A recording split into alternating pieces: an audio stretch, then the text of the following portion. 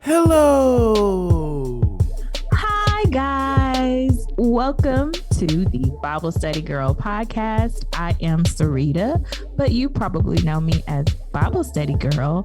And the first hello you heard was from none other than the executive producer of this podcast, Bible Study Brother. What's good, people? It's your boy, Bible Study Brother, also known as Icarus Gray over at Gray Area Anime. And this is the most wonderful podcast of your day. If you guys have been listening along with us, then you know that we are taking a walk down memory lane. We're going back to the beginning of BibleStudyGirl.com, the blog, and we're going through the various blogs that were written and talking about how life has changed for me since I wrote those blogs. And you get a closer, more in-depth discussion of what actually was going on when the blog was written. And up today on the docket is I Said Yes to the Dress. Fun fact, this is the most read blog on the website. It stays at the top. People come specifically to read this blog. And I don't know if people were drawn to it because I'm holding up a wedding dress or what, but you could say that. You could say that. But this blog really hit home for people. So what was I Said Yes to the Dress all about? Well, I can give you a brief synopsis. I was engaged to be married I got engaged Christmas Eve 2018 and was really into planning this wedding, getting things together, went wedding dress shopping at the very beginning of April in 2019. And a couple of days after I went wedding dress shopping, the bottom fell out. The thing is, I knew I didn't need to be marrying this man, but time is ticking along. Your girl was getting older. He was available. I was available. I wanted to be married and a mother. And so I glossed over every red flag, warning, stop sign that presented itself to me. And I pushed ahead and I forged ahead. And ultimately, my engagement ended up ending 2 days after my mommy purchased a beautiful wedding dress for me. It was the most humiliating moment of my life to date because people, my bestie came from out of town. Tamika and I had an ultimate fight and showdown. Like the day I got engaged, Christmas Day, it was on. She was pissed, big pissed, and not pleased with the way things are going. It caused a big rift in our relationship. It caused lots of issues just within my family structure in general. And I still pressed ahead because I am stubborn and I just was like, I'm going to see this thing all the way through. And so, very humiliating moment in my life, very heartbreaking. We won't get into details about why the engagement ended, but just know, really getting my wedding dress was instrumental and really was like an eye-opening experience.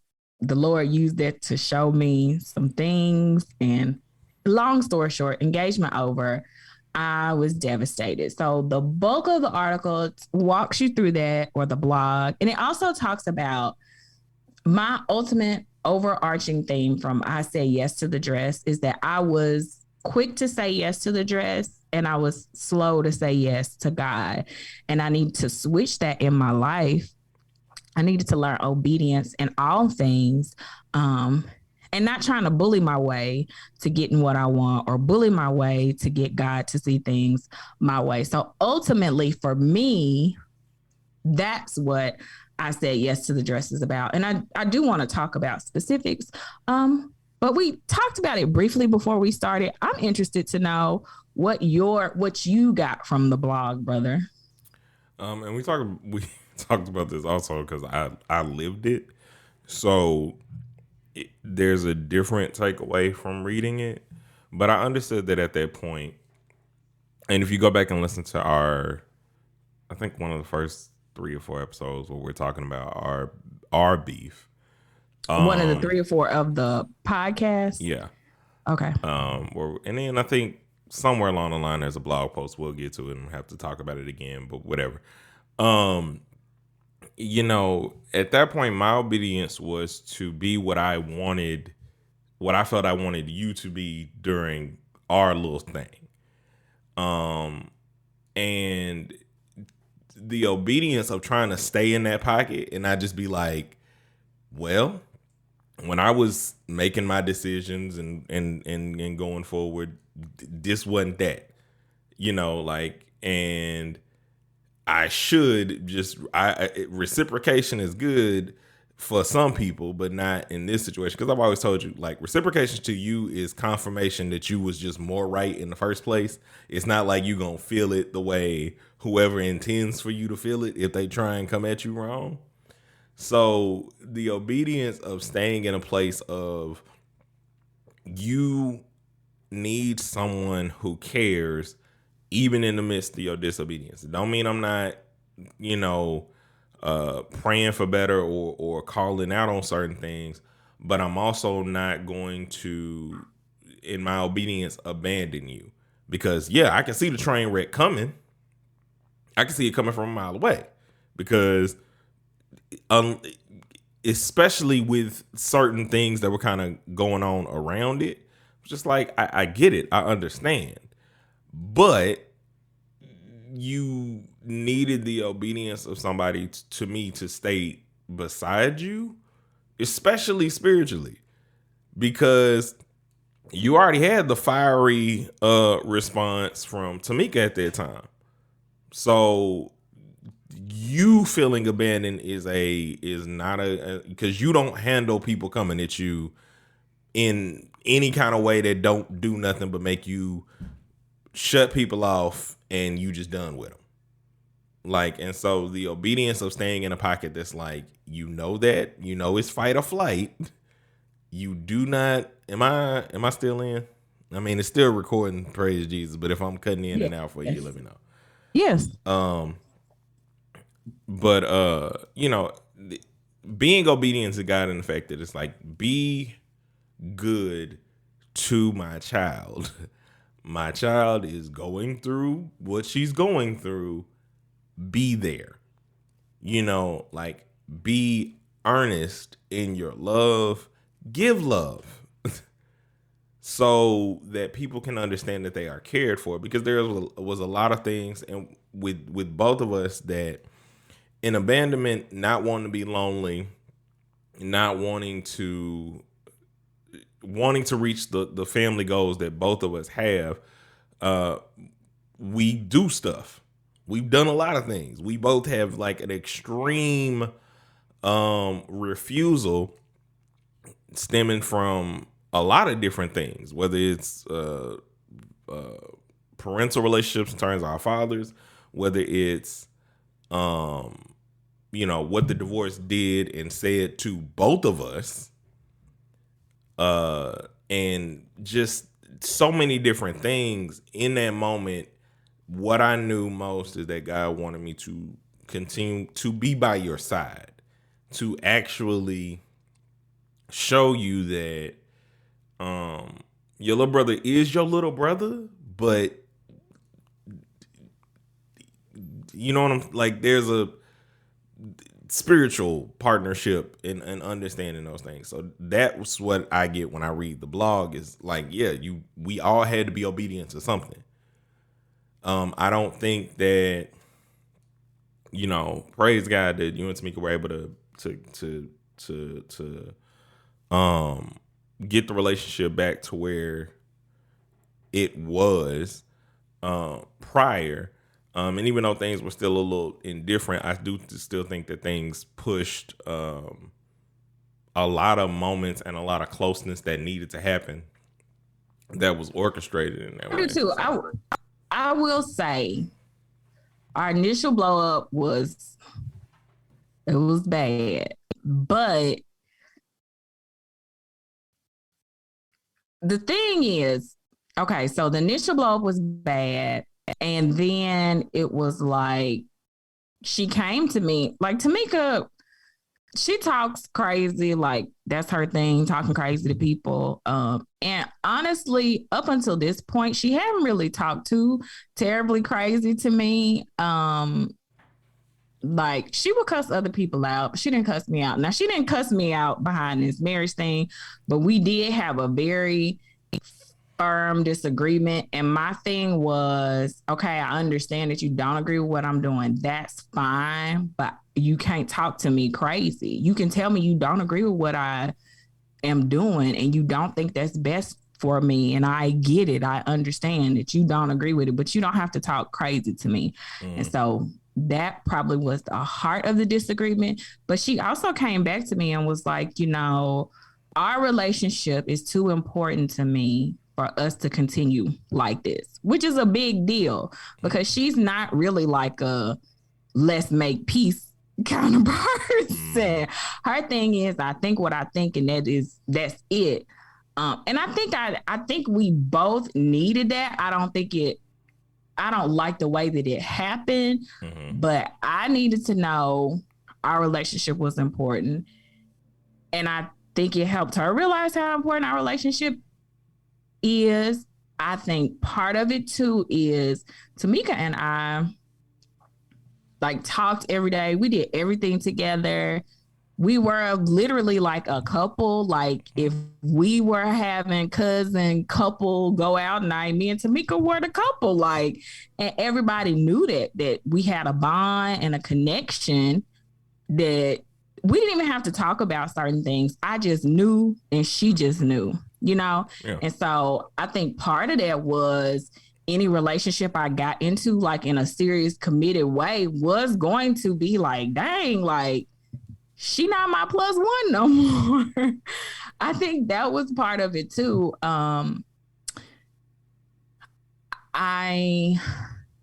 He definitely wasn't worth it at all, like not even a little bit. And that is one thing I regret. I felt like I needed to ride for him. And I do regret, like, because everything she said about him was true. But it's like, but see, that's the everything she said was true. And so that makes me sad, but I feel like our separation and our difficulty provided space for her to get closer with her sister. Because me and her were always in each other's booty holes. So there was no room, you know, for anyone else. So that gave her opportunity to vent, you know, call your sister and talk bad about me because you mad. But I think it provided space for them to have a much closer relationship. I think it honestly, because even when she passed away, what the argument did is it stopped us from talking like all day, every single day. Post argument, after our relationship was repaired, I mean, we still talked all the time, but it wasn't as intense as it was before. I literally don't know. Like, I don't think I would be here today if our relationship had been like, because we literally talked all day, every day before we had our big disagreement. I don't know. It was hard enough for me to deal with our relationship being how it was when she passed away. Like, I think the average person on the street wouldn't know that there was a difference in our relationship. And I'm not saying our relationship wasn't bad when she passed away. It was still great. We were still in each other's, you know, like connected, but it was different and it was more mature and we had more room for space, if that makes sense. You know what I'm saying? Before, there wasn't a whole lot of space between us.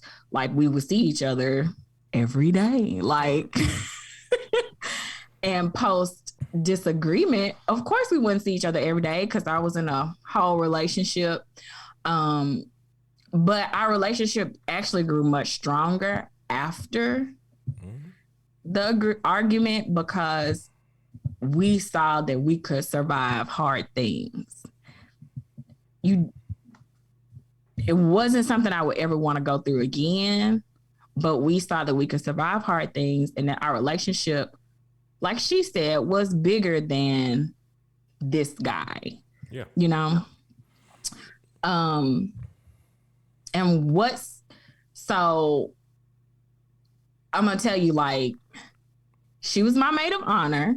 Mm-hmm. This is so funny, but it's not funny. We should have talked about it when Chantel was on the show. So like I said, we went wedding dress shopping. She did not talk to anybody wedding dress shopping except for Chantel. Chantel is the only person that she would speak to. She rode to Brinkley in the car with us, and my other friend was in the car too. She wouldn't talk to my other friend, and she was like, "Is Tamika mad at me?" I was like, "No, she's mad at me." But she's still here because she didn't want to miss out on, a big moment. Like, which is so hilarious. Like, and so the next day after we went wedding dress shopping, all the bridesmaids got together so we could go bridesmaid dress shopping. Tamika was never late, always early. She was like 15 minutes late and didn't say, like, the only person she's talking to is Chantel. We go eat after we go bridesmaid dress shopping. The only person she's talking to at the table is Chantel. It was like hilarious. Like, girl, yeah. you gonna you know what's like crazy about the bigger parts. Oh no, now you've frozen. The internet struggles of the BSGP. If y'all will just give us a quick second, guys, I'm gonna filibuster a bit as I wait for her to come back and for her camera to get to moving more than a couple clicks a second. I see you. Okay. I see you. Okay. I see you. Oh, okay. So, can you hear me? Oh my goodness, weird. This is just. Yes, I can hear you. I can hear you. I can see you. Okay. I can hear you. You're going in and out. So. Hear you. I can see you. Go ahead and say what you were going to say. I'll go ahead and say it. Hopefully you can hear me through it because your camera still froze. But we'll go ahead with what I was going to say. The biggest thing to me that I learned, and like I said, in terms of obedience, the same way that you learned the separation aspect of stuff that y'all needed, I learned a lot of the same, but I did not know that until your situation in that kind of way. I knew that a lot of our separation was, like I said, me making earnest decisions and being able to make those decisions, whether or not they made you happy, and actually being okay with that. Because for the longest time, I was not okay with, no matter how many mistakes or things I rolled up on, but the other part of it that was so difficult as you talk about it is, at the end of the day, that was my other reason for staying there. Or being obedient and making sure I was there for you, because that was your person. Like, for me, you were my person. So when I don't have that, and I'm like newly married, trying to work all of these different things out, and I don't even have a sounding board because I don't talk with my guys about those things in that kind of way, and they don't know how to talk to me because the only person who thinks in the same maniacal, crazy way that I do is you. So I think that's the blessing too. Like you said, you needed that separation. You needed that time to come to your own decisions without me, Yeah. my bias or, Yeah. And I like it was such a hard pill to swallow in obedience because like I could have easily just been like, yo, you know what, you were right. Listen to your like stuff I've done before. Listen, like your decision was right. Like backed off on all kinds of stuff and went back on whatever. Like I could have went back on what I knew God had told me at that time and everything else and been miserable. Like been ultimately miserable because even if our relationship would have been repaired because of whatever, like I still would have been at that point just giving myself over to whatever decisions. Like if I say it and Sarita likes it, it's a go. If I say it and she don't, I've done wrong. Like the balancing act of obedience is so tough because obedience it is. can like when people talk about seasons changing and I've talked about this the past 2 3 podcasts, something like that. Whenever I said it, don't matter. The thing about seasons changing is a lot of the times you have to be obedient to purpose. No, that's the through line is being obedient to purpose. You holding on to something way longer than you should is not being obedient, it's being disobedient.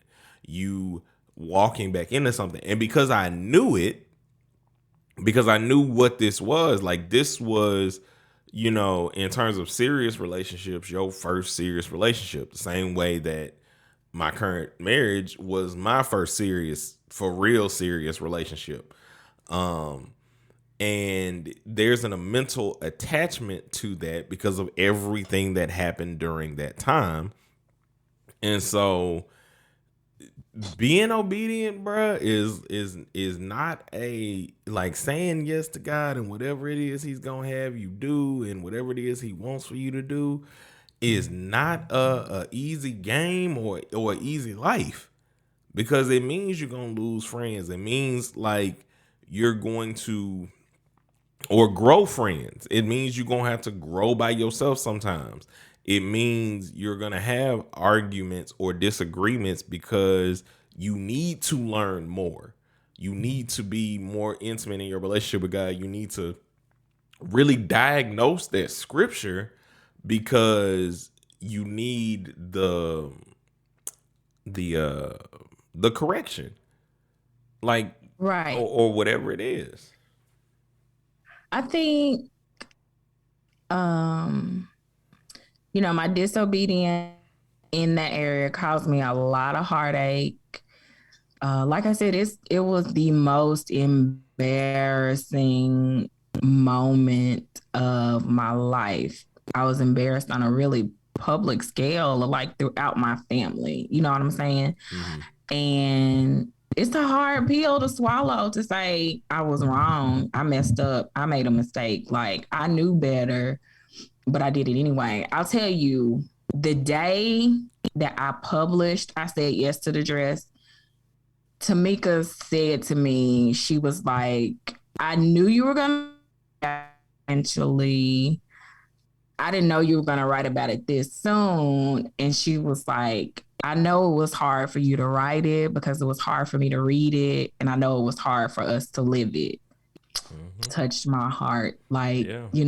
Every word of it. It was a rough season of our lives. But even in my disobedience, God blessed me and we were able to restore. This is how crazy we are. Like in the midst of being mad at each other, Tamika and I have so many traditions and just things that we would do. And so what would be a regular day for you was not a regular day for us because we always do this, at this time of the month. And this is what we do, on this day. So we will go about doing our regular scheduled routine, whatever we had planned. Bruh, and just she may not even be talking to me, but we doing it because the tension was thick. Like it was so crazy to like be like, bruh, like is this like I don't know if you know, but this like and I was like, this is what that felt like because y'all were like if you talk about like star players on the team, y'all are star players. And it's kind of like, like I feel, like I told you, I felt like a bit player in our family's life for forever. So, like, when our stuff was going on, I was like, oh, man, they definitely cut him from the team. It wasn't the team just looking like success is over here. Don't like that not success, huh? So, so being on the other end of it, it's kind of like, I hope that spiritually what I was trying to do and what I wanted to do for you reached. I mean, I know our relationship, like I said, did grow and has grown in a lot of different ways, especially in terms of our talking, because we did start talking a lot more. It was a little bit prior to that, but because I was also since I am your first son, this was also a thing for me too in dealing with, dang, Pop said he was going to, come take me to play basketball again, and here you go, acting up. Like, on both ends, like, I was driving me, and It was. like emotionally draining on all ends, because my number one rider, in terms of, well, my number one teacher, because you ride for me and will fight for me, but I would just call you my number one teacher, because my number one rider is somebody else. But like, God, it was just crazy. Like, obedience is such a crazy it was very thing, tense. bruh. Like, I missed one cousin party because I was like, you're not gonna be treating my man just any kind of way. Like, y'all ain't gotta be best friends, but sis, you're gonna have to bring it, you're gonna have to pull it back. You're gonna have to pull it back. She didn't have that pullback spirit. Huh? I don't know if we missed a party. We definitely missed one of the cousin get-togethers. I don't remember whether, I feel like halfway me and Kane may have gone for a little bit. I don't remember if we stayed that long, but I can't remember because it was so, man, listen. But here's the thing, by February, like, we made it to the birthday get together. Mm-hmm. Anyway, long story short, my period of disobedience, and here's the thing, obedience is an everyday choice. So I say my period of disobedience, but this was like a prolonged, I'm gonna do it anyway to God's no. And there are still things about that season of my life that affect me today. I'm still paying for that today. And that was 3 years ago. I'm still paying for it. Did you stop writing for a little bit? Definitely. Huh? Did you stop writing for a little bit? No. I didn't start writing until after this stuff happened. Okay, that's what I thought. Like, that's why I was like, okay. Because God even used that, my disobedience. Hey, something else you can share with people. Like, you don't have to live this life. You don't have to be shamed and embarrassed. Because when I say humiliated, I was humiliated. I was hurt. I was devastated. And I will say I'm thankful that my family rallied around me. Like, Tamika wasn't like, I told you so. She was literally just like, what do you need? Like, what do you need me to do? Which I thought was very big of her, because she had a I told you so spirit like nobody. We all do. We all have that. Like, I popped up on you without you saying, yes, you needed to be popped up on. Because I was like, nah, fam. Like, what you think no. Like, this was you, man. Because the thing is, and I was also gonna say, the thing about, we told you about it, even being embarrassed, like, more people was upset with him than embarrassed. Like, more people wanted to just burn the village down and bring the pain than they was like, oh, this looks terrible. Like, I think a lot of that was more because it wasn't just your family, because everybody was like, are you okay? Like, what, what, like, it's like a handful of people on the associate level of, maybe they work with you, maybe they don't, who knows? That, like was just trying to get tea. But outside of that, like, man, God is good. Like, I God is firmly great. believe God that. is good. God is great. And so I think about how God loved me in spite of my poor decisions, how he Yeah. looked out for me in spite of. But like I said, I'm still paying consequences from that decision that I made. And so what I hope people get from this and what I really want people to understand is that it's true. Obedience is definitely better than sacrifice. Like obedience every time for the win. And I struggle with obedience. Even, 3 years later, I struggle with obedience in relationships. When I'm in relationships, I definitely struggle with obedience in that area. I struggle with obedience when it comes to my finances. We talked about that a little bit last week. We talked about that a lot of bit. I struggle with obedience, and I don't know, I guess it's just my sin nature child. So every day for me, I have to get up with the decision. I'm going to say yes to God, like, and no to my flesh, because my flesh gets me in trouble every time. That's why I'm the fattest I've ever been in my life, because I'm constantly saying yes to my flesh and no to God. I definitely be obedient to Yeah. food. If So that's what you're saying. Try not to be, but why do you think it's so hard to be obedient? I ultimately, like, to be honest, like, because the world and the enemy can make itself seem so fun. Like, experiences can seem so fun, and so often as Christians, especially when we're They do be fun. Not sing. They do well, be fun. especially when you're a young Christian, a lot of times, because we get preached fire and brimstone and we don't get talked about the reasons for your obedience and the rewards of your obedience that are not just heaven, that being obedient on an earthly plane is going to garner you some blessings and rewards while you're here.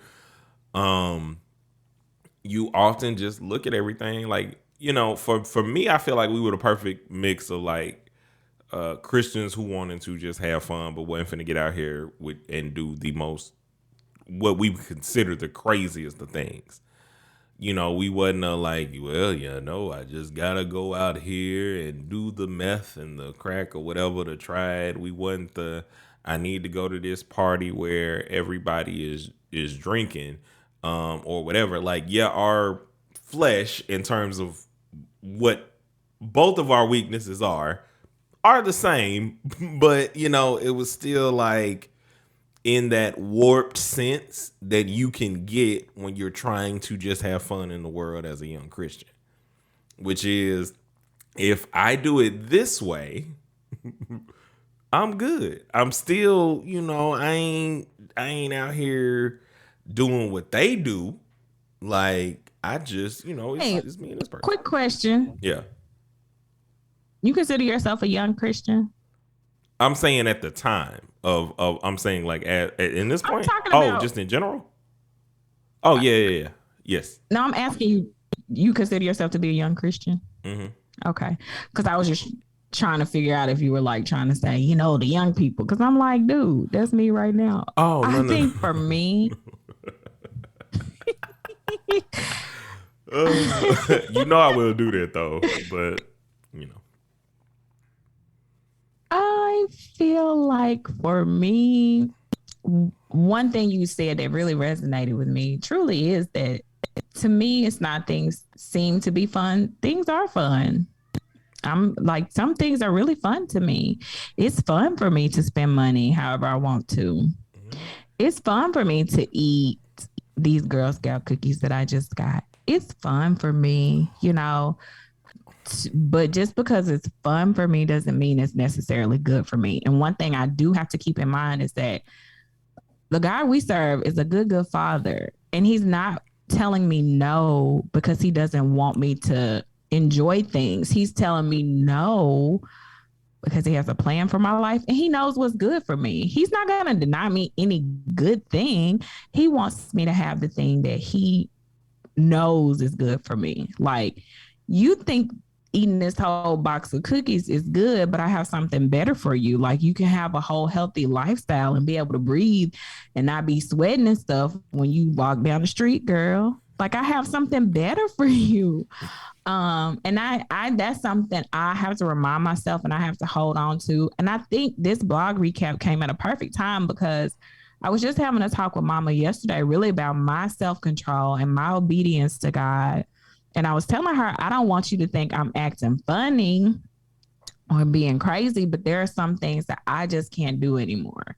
Because me and Mama have lots of habits and lots of routines and lots of things we do. And I'm like, I'm trying to be better and I'm trying to be more obedient. And so these are the things that I can't do anymore, things that are harmless, but I have a tendency to go overboard. Like, so for now, at this season in my life, this is what I want to do. These are the things that I'm working on and making her aware of what I'm doing. Do you know what I'm saying? Mm-hmm. And to help hold me accountable, like, because, I like to live life like it's golden and live it to the fullest. But when you hear God's voice consistently telling you to do something, it's always to your good to follow what he says. Like, when I think about even starting this blog, that took obedience for me. Starting a blog was not something that was ever in my dreams or in my wheelhouse, but I'm so grateful that I was obedient to God. This podcast was not ever in my dreams, not something I thought of or even wanted, but my obedience to God really blessed us. I think is the thing, because we have Tamika's voice recorded for throughout the ages. It's something we can listen to, and it's something that gave me great comfort when she passed away. And I wouldn't have those recordings if I hadn't been obedient. And so I know that obedience is the best way, but I'm a little hard-headed. I have one question about this. So I'm the Cookie Monster, and there was this brand new thing that came out apparently in these Girl Scout cookies. Yeah, what? I knew nothing of the salted caramel, whatever. I think it was something on it. It was like a brownie something, right? Yeah. Man, I was so mad. I had no idea. I would have bought 10 boxes. Grandma got some for Janae and mailed them to her. I need some of them in my life. I need it. And I didn't even know that. Rude. I know who the favorite is now. I need some. No, Janae didn't ask for them. Grandma, she said something on Facebook, and Grandma's like Facebook queen, and she was like, "Girl, I will hook you up," and she got them for him and mailed her to Grandma her. is something else. Like, it wasn't like. Speaking about Grandma, one last aside, and then I'll close this out. So, I was really into this, and it connects to Tamika. The Razorbacks were playing really good in March Madness. They just got put out, but they made it to the Elite Eight. And then just in my head, I was like, come on, y'all, do it for Tamika. Like, if they had won, like, I would have been hollering and screaming. But I made this post because Drake has this song a long time ago. He's like, hardly home, but always repping. And my post was hardly home, but y'all know the rest. Because, it's for people who know the line. And then I put a little woo pig at the end. Mm-hmm. And Grandma goes, like, no, you're not. And we miss you. No, you're not. And I'm, no, you're not. And I love you, Kane. And I was like, Grandma. It's so funny to see how she experiences posts and things on Facebook or whatever. Because, I mean, as intelligent as our girl brother is, Grandma ain't getting no nuance. You are literal with whatever it is you putting up there. And that is the funniest trait about my life. Right, because she's not connected into politics So she doesn't know what's going on, and She she'll does know call Nelly is a me, and rapper, I'll though. be like, Grandma, right? Uh, I'll be like, Grandma, that's what this means. Like, I didn't pick up on your Drake reference because I don't know Drake. Did she ask you? I too was like, grandmother. No, Oh. Oh, that's funny. but I'm saying Grandma is not alone in that respect. Oh, okay, yeah. But that's the thing. Well, I knew I was talking to. It's just the thing is hardly home, but I always rapping. So, you know.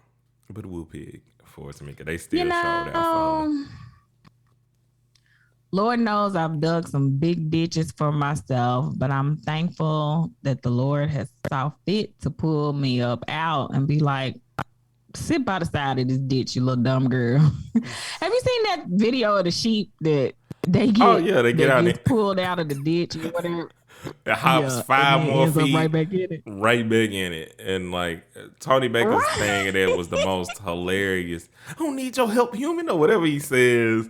He's like, oh, I did it again. You know, but that's us, man. It's like the shepherd has to lead. If we do not let our shepherd lead, you're gonna end up in a ditch. You're gonna end up getting ate by a wolf. And I mean, it takes an everyday acceptance to, make it with obedience. The same way that it takes an everyday blog post over at BibleStudyGirl.com. You can hit us up on Twitter at BibleStudyGirl, the number 2. You can hit us up on Instagram at Bible Study Girl. And then hit us up on Facebook at Bible Study Girl. Or if you have any prayer requests or things that you would like for us to pray for you about, or if you'd like to inquire to be a guest, hit us up at BibleStudyGirl2019 at gmail.com. And remember, I almost did a reference that I'm not supposed to do at the end of this. It's And not. that's why I had to have a pre-production meeting with you because I knew you was gonna do it. Go ahead with your spiel. It's not the Girl Scout cookies preach. It's not our obedience preaching. Well, kind of is, but also we preach. And until we meet again, guys, keep preaching.